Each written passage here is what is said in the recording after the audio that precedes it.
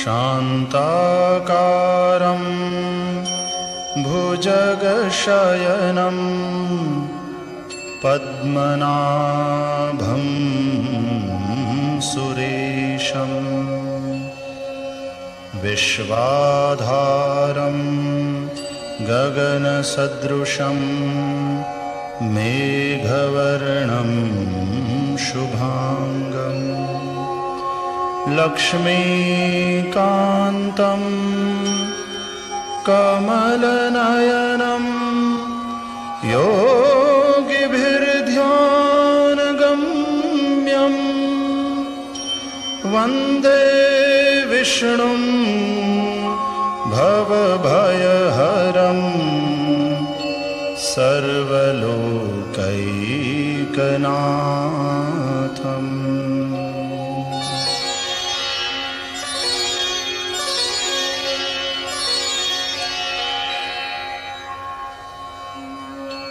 ॐ श्री परमात्मने नमः। अथ श्री विष्णु सहस्रनाम स्तोत्रम् यस्य स्मरणमात्रेण जन्म संसारबन्धनात् विमुच्यते। नमस्तस्मै विष्णवे प्रभविष्णवे। नमः समस्तभूतानां आदिभूताय भूभृते अनेकरूपरूपाय विष्णवे प्रभविष्णवे। वैशम्पायन उवाच श्रुत्वा धर्मान् शेषेण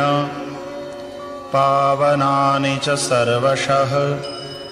युधिष्ठिरः शान्तनवं पुनरेवाभ्यभाषत। युधिष्ठिर उवाच किमेकं दैवतं लोके किं वाप्येकं परायणं स्तुवन्तः कं कमर्चन्तः प्राप्नुयुर्मानवाः शुभम्। को धर्मः सर्वधर्माणां भवतः परमो मतः किं जपन्मुच्यते जन्तुर्जन्म संसारबन्धनात्। भीष्म उवाच जगत्प्रभुं देवदेवम् अनन्तं पुरुषोत्तमं स्तुवन्नाम सहस्रेण पुरुषः सततोत्थितः। तमेव चार्चयन् नित्यं भक्त्या पुरुषमव्ययं ध्यायन् स्तुवन् नमस्यंश्च यजमानस्तमेव च। अनादिनिधनं विष्णुं सर्वलोकमहेश्वरं लोकाध्यक्षं स्तुवन्नित्यं सर्वदुःखातिगो भवेत्। ब्रह्मण्यं सर्वधर्मज्ञं लोकानां कीर्तिवर्धनं लोकनाथं महद्भूतं सर्वभूतभवोद्भवम्।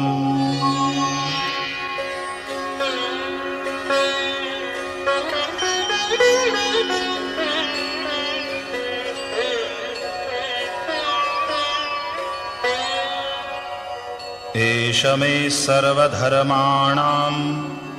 धर्मोऽधिकतमो मतः यद्भक्त्या पुण्डरीकाक्षं स्तवैरर्चेन्नरः सदा। परमं यो महत्तेजः परमं यो महत्तपः परमं यो महद्ब्रह्म परमं यः परायणम् पवित्राणां पवित्रं यो मङ्गलानां च मङ्गलम् दैवतं देवतानां च भूतानां यो व्ययः पिता यतः सर्वाणि भूतानि भवन्त्यादियुगागमे यस्मिंश्च प्रलयं यान्ति पुनरेव युगक्षये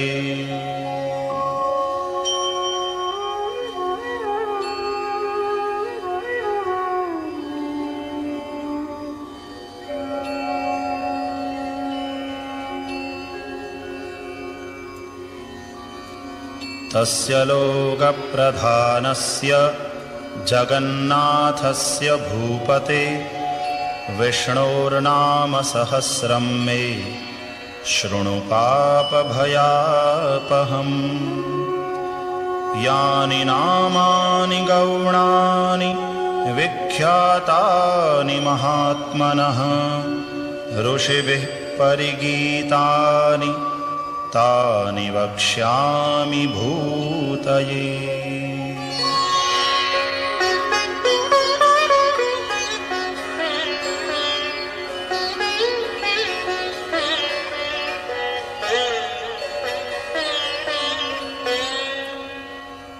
ॐ विश्वं विष्णुर्वषट्कारो भूतभव्यभवत्प्रभुः भूतकृद्भूतभृद्भावो भूतात्मा भूतभावनः भूतात्मा परमात्मा च मुक्तानां परमा गतिः अव्ययः पुरुषः साक्षी क्षेत्रज्ञोऽक्षर एव च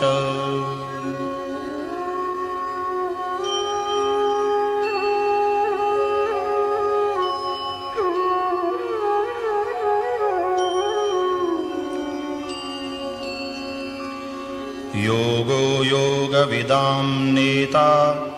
प्रधानपुरुषेश्वरः नारसिंहवपुः श्रीमान् केशवः पुरुषोत्तमः सर्वः शर्वः शिवः स्थाणुः भूतादिर्निधिरव्ययः सम्भवो भावनो भर्ता प्रभवः प्रभुरीश्वरः स्वयंभूः शम्भुरादित्यः पुष्कराक्षो महास्वनः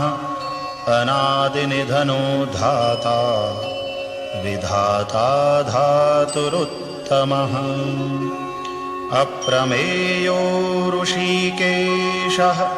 पद्मनामोऽमरप्रभुः विश्वकर्मा मनुस्त्वष्टा स्थविष्ठः स्थविरो ध्रुवः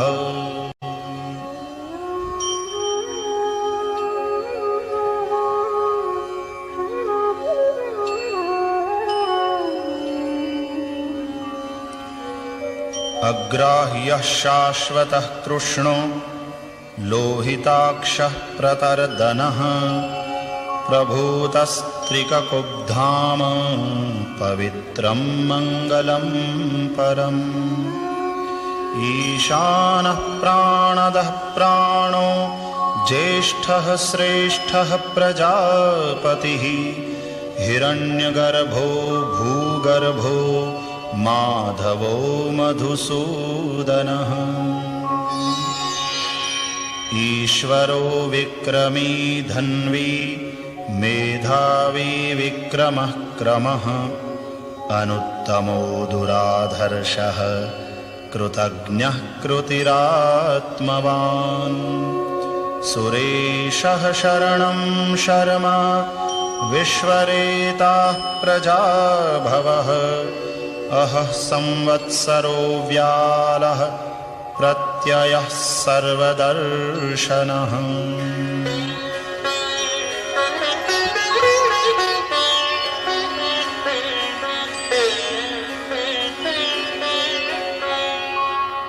अजः सर्वेश्वरः सिद्धः सिद्धिः सर्वादिरच्युतः वृषा कपिरमेयात्मा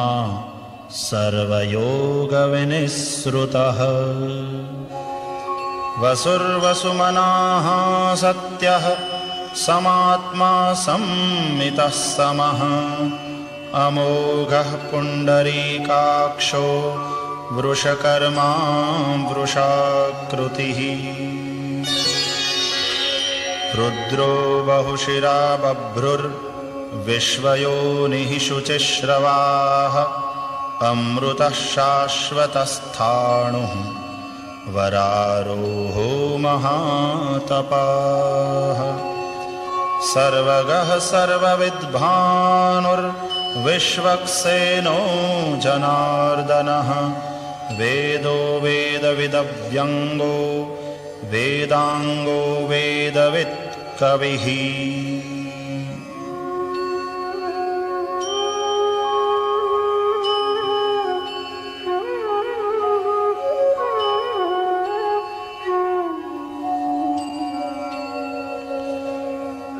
लोकाध्यक्षः सुराध्यक्षो धर्माध्यक्षः कृताकृतः चतुरात्मा चतुर्व्यूहः चतुर्द्रंष्ट्रश्चतुर्भुजः भ्राजिष्णुर्भोजनं भोक्ता सहिष्णुर्जगदादिजः अनघो विजयो जेता विश्वयोनिः पुनर्वसुः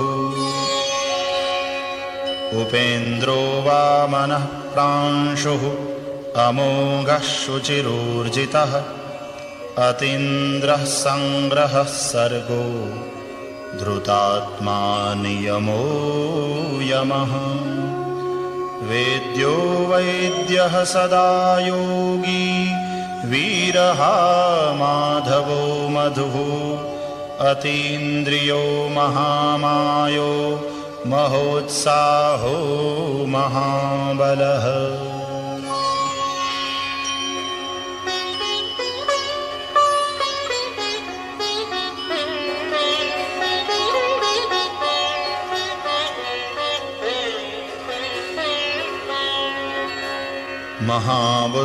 महाबुद्धिर्महावीर्यो महाशक्तिर्महाद्युतिः अनिर्देश्य वपुः श्रीमान् अमेयात्मा महादृधृक् महेश्वासो महीभर्ता श्रीनिवासः सतां गतिः अनिरुद्धः सुरानन्दो गोविन्दो गोविदाम्पतिः मरीचिर्दमनो हंसः सुपर्णो भुजगोत्तमः हिरण्यनाभः सुतपाः पद्मनाभः प्रजापतिः अमृत्युः सर्वदृक्सिंहः सन्धाता सन्धिमान् स्थिरः अजो दुर्मर्षणः शास्ता विश्रुतात्मा सुरारिः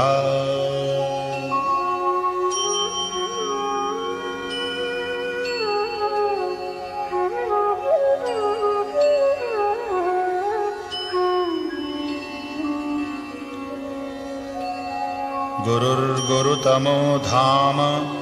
सत्यः सत्यपराक्रमः निमिषो निमिषस्रग्वी वाचस्पतिरुदारधीः अग्रणीर्ग्रामणीः श्रीमान् न्यायो नेता समीरणः सहस्रमूर्धा विश्वात्मा सहस्राक्षः सहस्रपात् आवर्तनो निवृत्तात्मा संवृतः संप्रमर्दनः अहः संवर्तको वह्निः अनिलो धरणीधरः सुप्रसादः प्रसन्नात्मा विश्वधृग् विश्वभुग् विभुः सत्कर्ता सत्कृतः साधुर्जह्नुर्नारायणो नरः।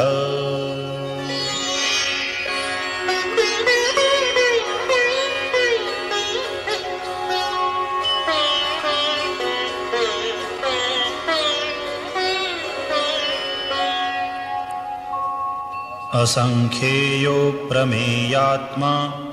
विशिष्टः शिष्टकृच्छुचिः सिद्धार्थः सिद्धसंकल्पः सिद्धिदः सिद्धिसाधनः। वृषा हि वृषभो विष्णुर्वृषपर्वा वृषोदरः वर्धनो वर्धमानश्च विविक्तश्रुतिस्सागरः। सुभुजो दुर्धरो वाग्मी महेन्द्रो वसुदो वसुः नैकरूपो बृहद्रूपः शिपिविष्टः प्रकाशनः। ओजस्तेजोद्युतिधरः प्रकाशात्मा प्रतापनः रुद्धः स्पष्टाक्षरो मन्त्रः चन्द्रांशुर्भास्करद्युतिः।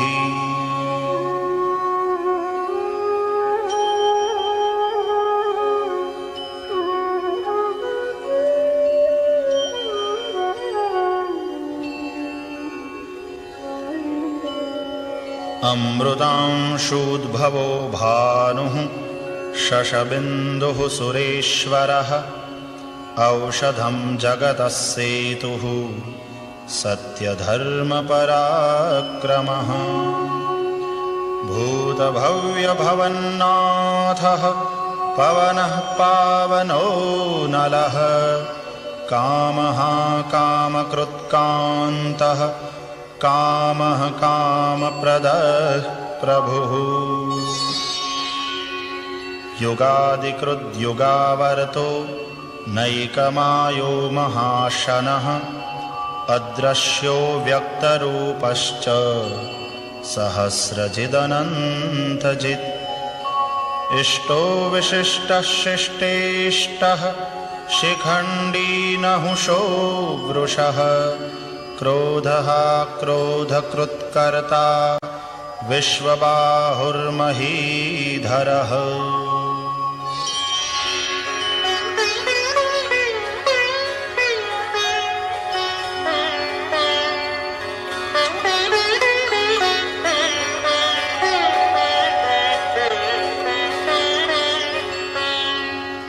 अच्युतः प्रथितः प्राणः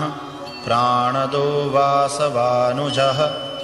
अपान्निधिरधिष्ठानम् अप्रमत्तः प्रतिष्ठितः। स्कन्दः स्कन्दधरो धुर्यो वरदो वायुवाहनः वासुदेवो बृहद्भानुः आदिदेवः पुरन्दरः। अशोकस्तारणस्तारः शूरः शौरिर्जनेश्वरः अनुकूलः शतावर्तः पद्मी पद्मनिभीक्षणः। पद्मनाभोरविन्दाक्षः पद्मगर्भः शरीरभृत् महर्धिरुद्धो वृद्धात्मा महाक्षो गरुडध्वजः।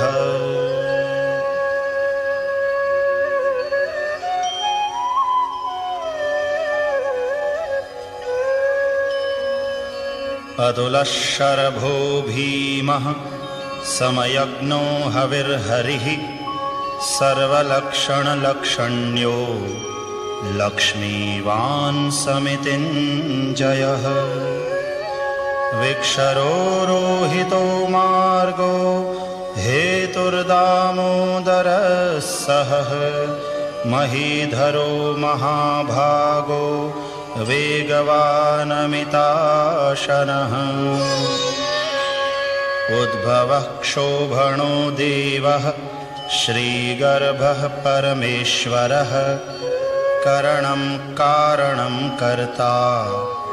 विकर्ता गहनो गुहः व्यवसायो व्यवस्थानः संस्थानस्थानदो ध्रुवः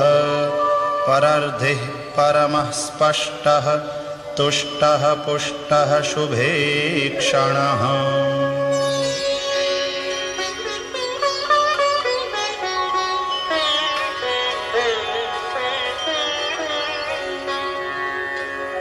रामो विरामो विरजो मार्गो नेयो नयो नयः वीरः शक्तिमतां श्रेष्ठो धर्मो धर्मविदुत्तमः वैकुण्ठः पुरुषः प्राणः प्राणदः प्रणवः पृथुः हिरण्यगर्भः शत्रुघ्नो व्याप्तो वायुरधोक्षजः ऋतुः सुदर्शनः कालः परमेष्ठी परिग्रहः उग्रः संवत्सरो दक्षो विश्रामो विश्वदक्षिणः विस्तारस्थावरस्थाणुः प्रमाणं बीजमव्ययम् अर्थोऽनर्थो महाकोशो महाभोगो महाधनः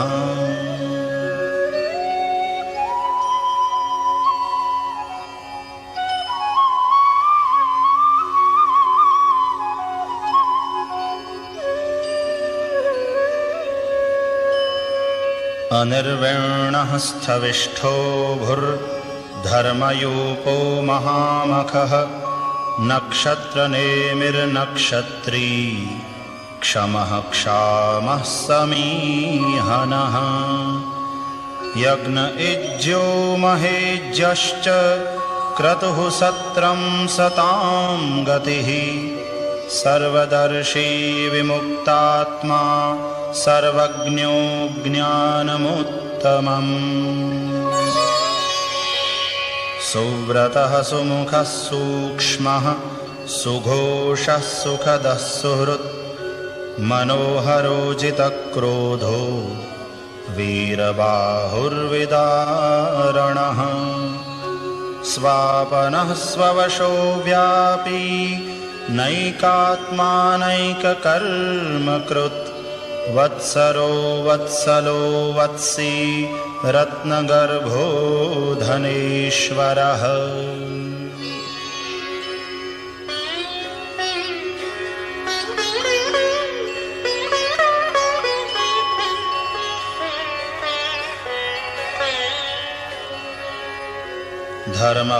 धर्मगुप्धर्मकृद्धर्मी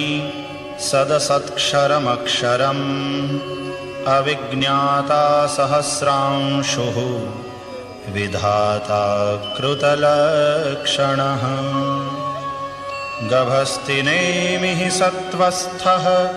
सिंहो भूतमहेश्वरः आदिदेवो महादेवो देवेशो देवभृद्गुरुः उत्तरो गोपतिर्गोप्ता ज्ञानगम्यः पुरातनः शरीरभूतभृद्भोक्ता कपीन्द्रो भूरिदक्षिणः सोमपोऽमृतपः सोमः पुरुजित्पुरुषोत्तमः विनयो जयः सत्यसन्धो दाशार्हः सात्वतां पतिः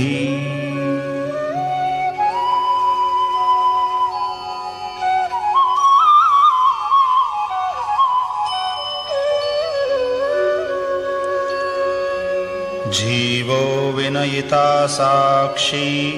मुकुन्दो मितविक्रमः अम्भोनिधिरनन्तात्मा महोदधिशयोऽन्तकः अजो महार्हः स्वाभाव्यो जितामित्रः प्रमोदनः आनन्दो नन्दनो नन्दः सत्यधर्मा त्रिविक्रमः महर्षिः कपिलाचार्यः कृतज्ञो मेदिनीपतिः त्रिपदस्त्रिदशाध्यक्षो महाशृङ्गः कृतान्तकृत् महावराहो गोविन्दः सुषेणः कनकाङ्गदी गुह्यो गभीरो गहनो गुप्तश्चक्रगदाधरः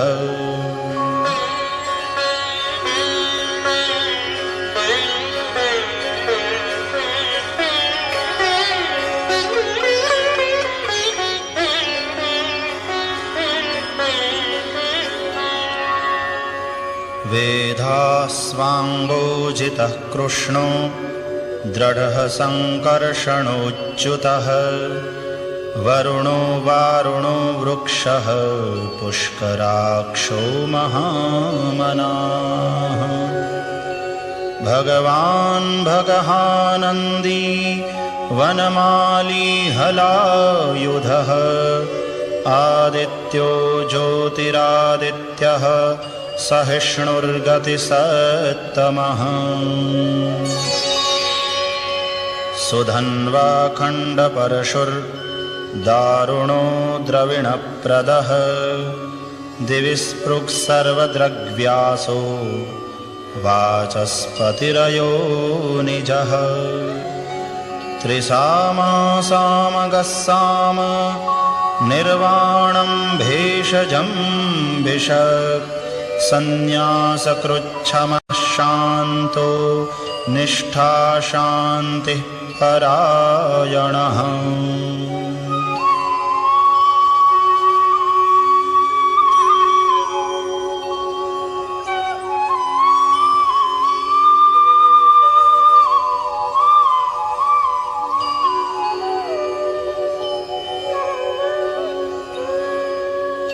शुभांगः शान्तिदः स्रष्टा कुमुदः कुवलेशयः गोहितो गोपतिर्गोप्ता वृषभाक्षो वृषप्रियः अनिवर्ते निवृत्तात्मा संक्षेप्ताक्षेमकृच्छिवः श्रीवत्सवक्षाः श्रीवासः श्रीपतिः श्रीमताम्बरः श्रीदः श्रीशः श्रीनिवासः श्रीनिधिः श्रीविभावनः श्रीधरः श्रीकरः श्रेयः श्रीमान् लोकत्रयाश्रयः स्वक्षः स्वङ्गः शतानन्दो नन्दिर्ज्योतिर्गणेश्वरः विजितात्मा विधेयात्मा सत्कीर्तिश्छिन्न संशयः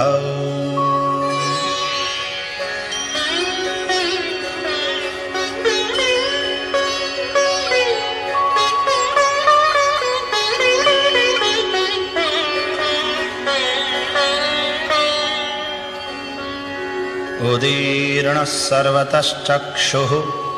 अनीशः शाश्वतस्थिरः भूषयो भूषणो भूतिः विशोकः शोकनाशनः अर्चिष्मान्नर्चितः कुम्भो विशुद्धात्मा विशोधनः अनिरुद्धो प्रतिरथः प्रद्युम्नो मितविक्रमः कालनेमिनिहावीरः शौरिः शूरजनेश्वरः त्रिलोकात्मा त्रिलोकेशः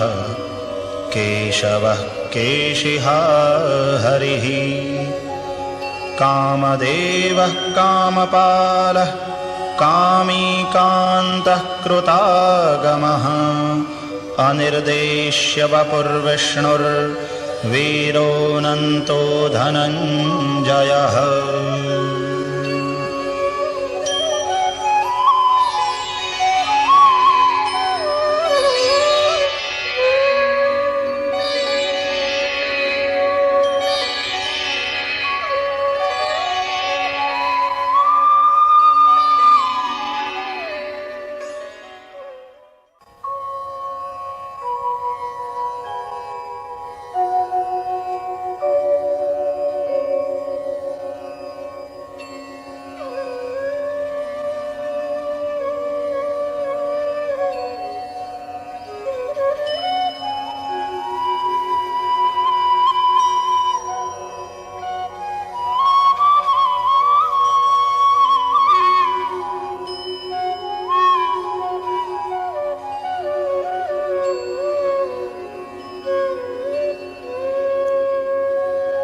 ब्रह्मण्यो ब्रह्मकृद्ब्रह्मा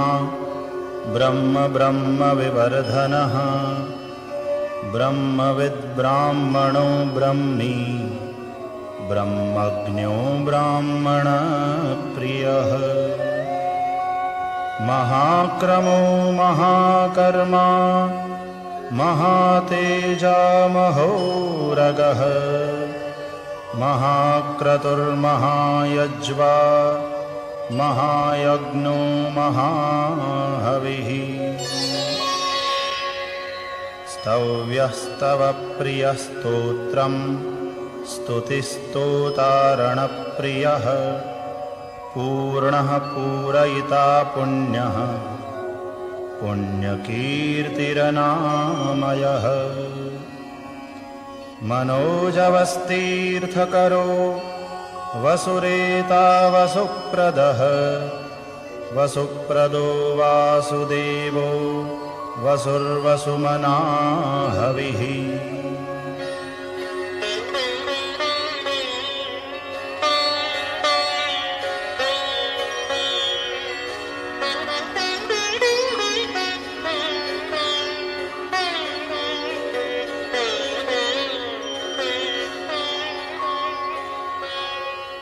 सद्गतिः सत्कृतिः सत्ता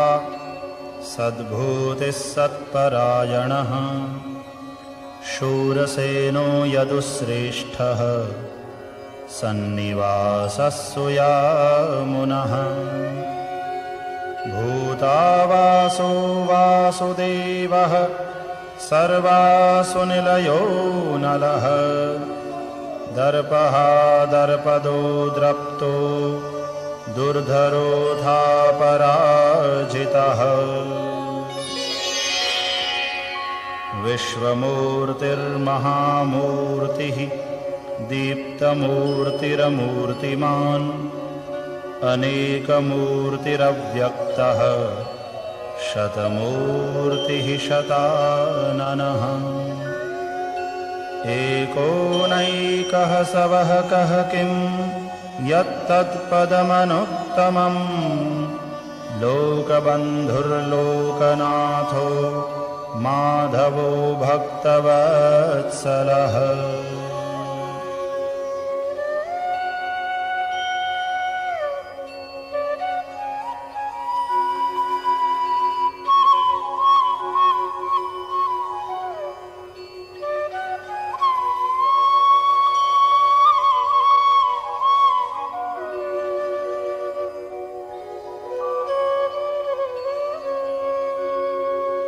सुवर्णवर्णो हेमांगो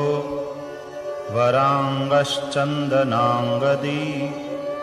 वीरहा विषमः शून्यो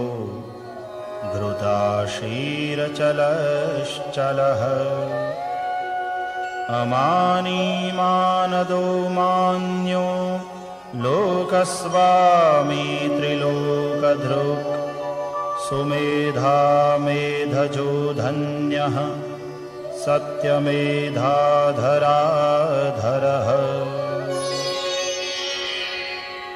तेजो वृषोद्युतिधरः सर्वशस्त्रभृताम्बरः प्रग्रहो निग्रहो व्यग्रो नैकशृङ्गो गदाग्रजः चतुर्मूर्तिश्चतुर्बाहुः चतुर्व्यूहश्चतुर्गतिः चतुरात्मा चतुर्भावः चतुर्वेदविदेकपात्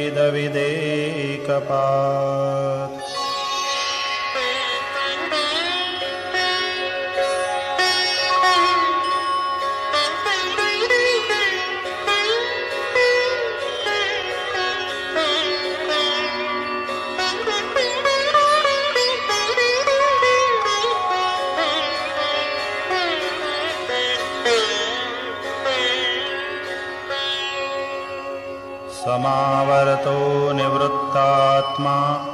दुर्जयो दुरतिक्रमः दुर्लभो दुर्गमो दुर्गो दुरावासो दुरारिहा शुभांगो लोकसारंगः सुतन्तुस्तन्तुवर्धनः इन्द्रकर्मा महाकर्मा कृतकर्मा कृतागमः उद्भवः सुन्दरः सुन्दो रत्ननाभः सुलोचनः अर्को वाजसनः शृङ्गी जयन्तः सर्वविजयी सुवर्णबिन्दुरक्षोभ्यः सर्ववागीश्वरेश्वरः महाह्रदो महागर्तो महाभूतो महानिधिः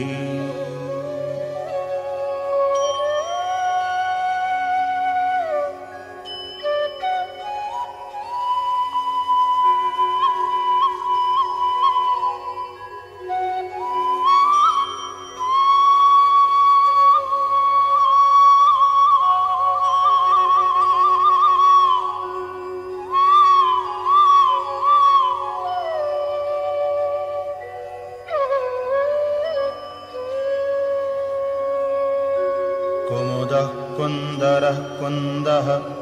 पर्जन्यः पावनो निलः अमृतांशोऽमृतवपुः सर्वज्ञः सर्वतोमुखः सुलभः सुव्रतः सिद्धः शत्रुजिच्छत्रुतापनः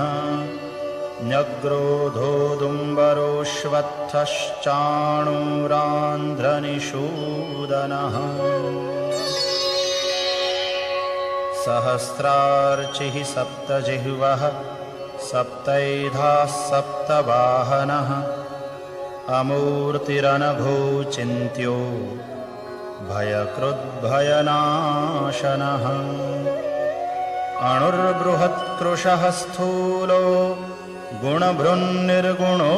महान् अद्रुतस्वद्रुतस्वास्यः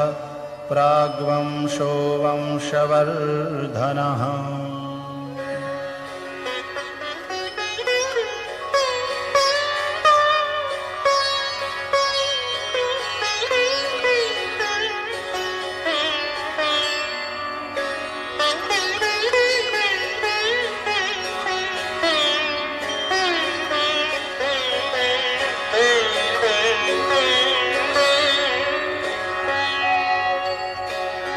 भारभृत्कथितो योगी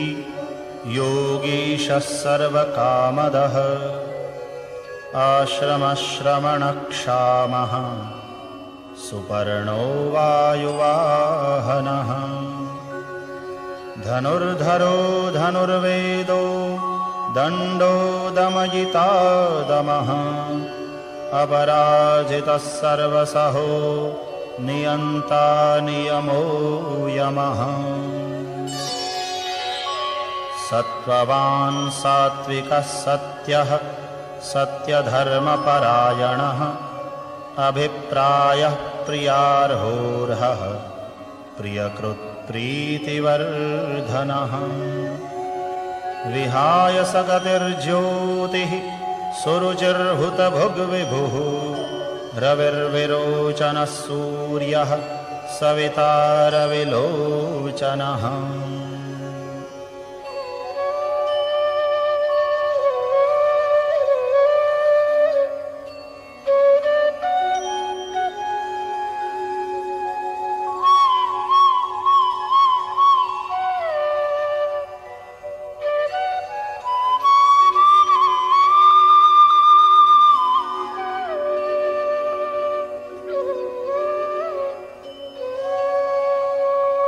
अनन्तो हुतभुग्भोक्ता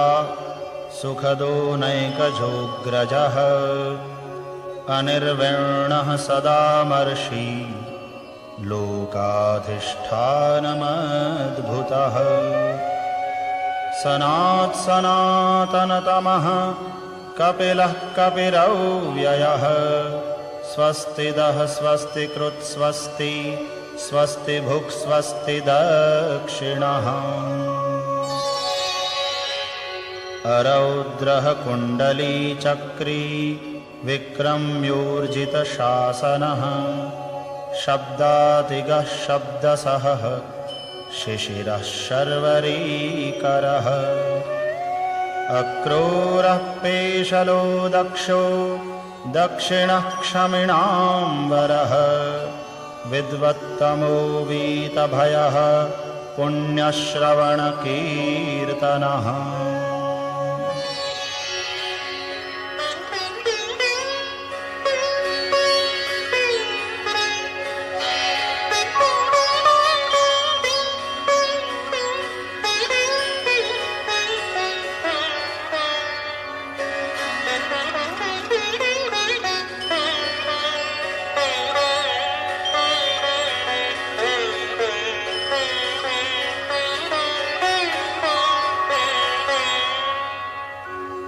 उत्तारणो दुष्कृतिः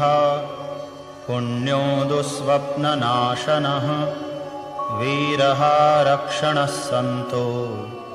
जीवनः पर्यवस्थितः अनन्तरूपोऽनन्तश्रीः जितमन्युर्भयापहः चतुरस्रो गभीरात्मा विदिशो व्यादिशो दिशः अनादिर्भूर्भुवो लक्ष्मीः सुवीरो रुचिराङ्गदः जननो जनजन्मादिर्भीमो भीमपराक्रमः आधारनिलयो धाता पुष्पहासः प्रजागरः ऊर्ध्वगः सत्पथाचारः प्राणदः प्रणवः पणः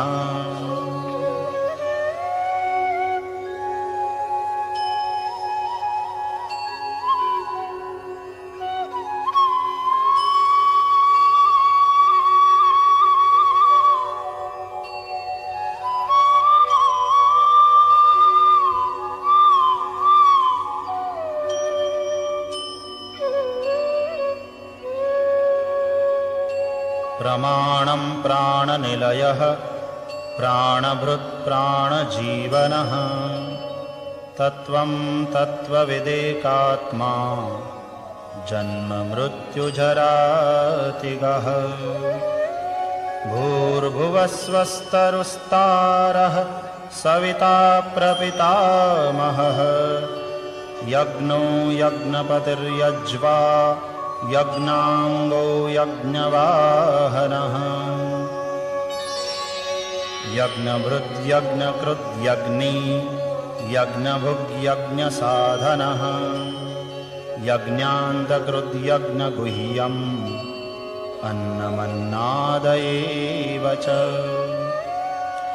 आत्मयोनिस्वयं जातो वैखानः सामगायनः देवकीनन्दनस्रष्टा क्षितीशः पापनाशनः शङ्खभृन्नन्दकी चक्री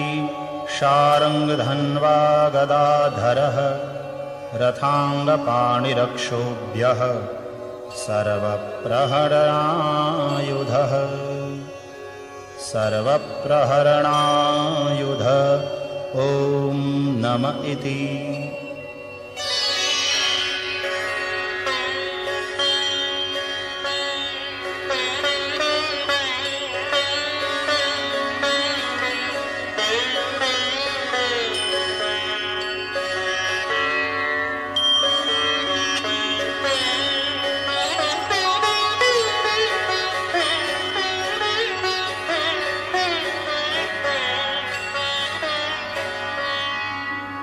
इतीदं कीर्तनीयस्य केशवस्य महात्मनः नाम्नां सहस्रं दिव्यानाम् अशेषेण प्रकीर्तितं य इदं शृणुयान्नित्यं यश्चापि परिकीर्तयेत् नाशुभं प्राप्नुयात् किञ्चित् सोमुत्तममवाप्नुयात्। गोत्रेह च मानवः वेदान्तगो ब्राह्मणः स्यात् क्षत्रियो विजयी भवेत् वैश्यो धनसमृद्धः स्यात् शूद्रः सुखमवाप्नुयात् धर्मार्थी प्राप्नुयात् धर्मम् अर्थार्थी चार्थमाप्नुयात् कामानवाप्नुयात् कामी प्रजार्थी प्राप्नुयात् प्रजाम्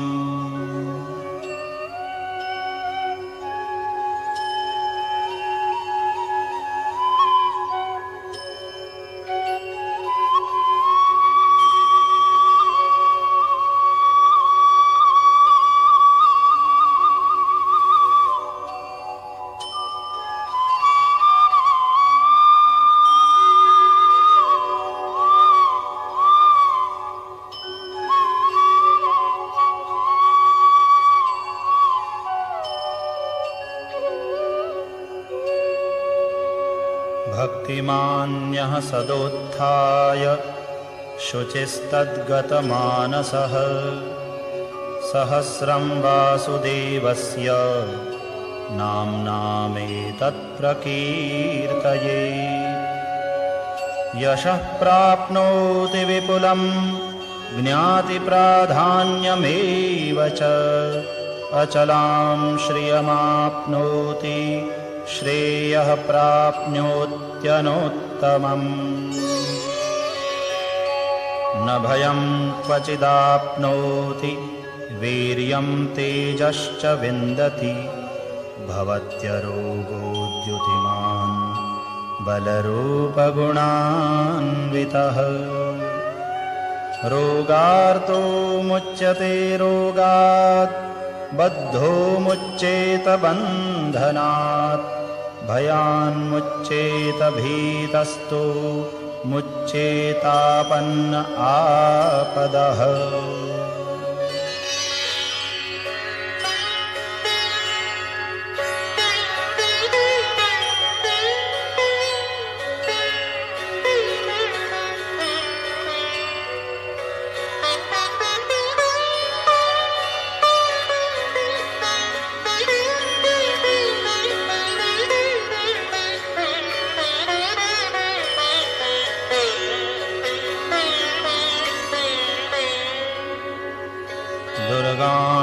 दुर्गाण्यतितरत्याशु पुरुषः पुरुषोत्तमम् स्तुवन्नाम सहस्रेण नित्यं भक्तिसमन्वितः वासुदेवाश्रयो मर्त्यो वासुदेवपरायणः सर्वपापविशुद्धात्मा याति ब्रह्म सनातनम् न वासुदेवभक्तानाम् अशुभं विद्यते क्वचित् जन्ममृत्युजराव्याधि भयं नैवोपजायते इमं स्तवमधीयानः श्रद्धाभक्तिसमन्वितः युज्येतात्मसुखक्षान्ति श्रीधृतिस्मृतिकीर्तिभिः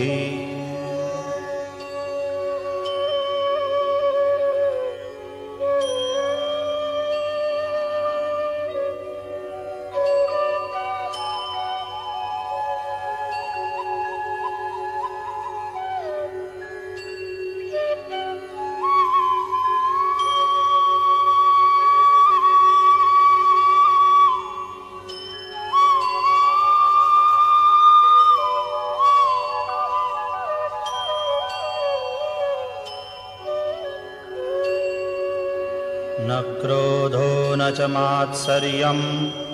न लोभो नाशुभा मतिः भवन्ति कृतपुण्यानां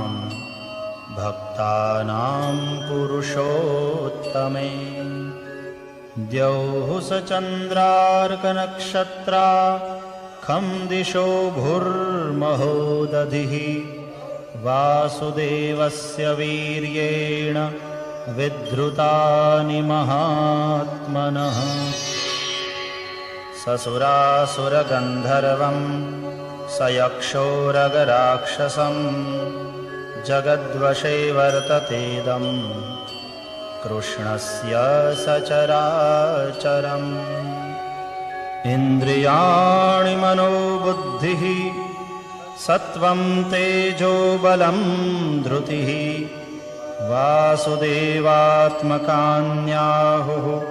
क्षेत्रं क्षेत्रज्ञ एव च।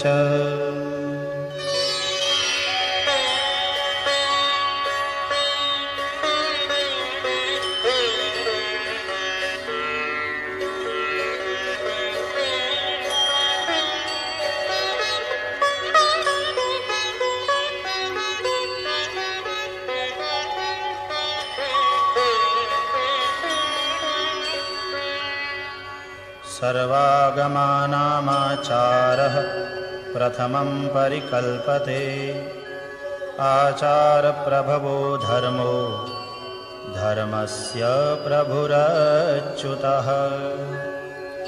ऋषयः पितरो देवा महाभूतानि धातवः जङ्गमा जङ्गमं चेदं जगन्नारायणोद्भवम् योगो ज्ञानं तथा सांख्यं विद्याः शिल्पादिकर्म च वेदाः शास्त्राणि विज्ञानम् एतत्सर्वं जनार्दनात् एको विष्णुर्महद्भूतं पृथग्भूतान्यनेकशः त्रीन् लोकान् व्याप्य भूतात्मा भुङ्क्ते विश्वभुगौ व्ययः।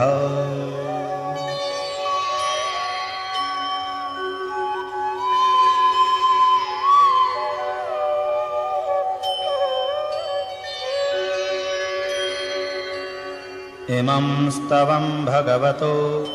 विष्णोर्व्यासेन कीर्तितं पठेद्य इच्छेत् पुरुषः श्रेयः प्राप्तुं सुखानि च। विश्वेश्वरमजं देवं जगतः प्रभवाप्ययं भजन्ति ये पुष्कराक्षं न ते यान्ति पराभवम्।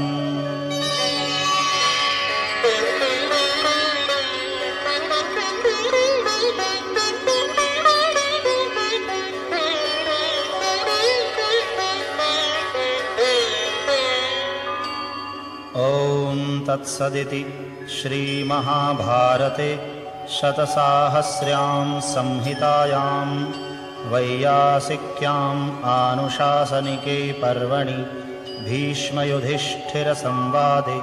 श्रीविष्णोर्दिव्यसहस्रनामस्तोत्रम्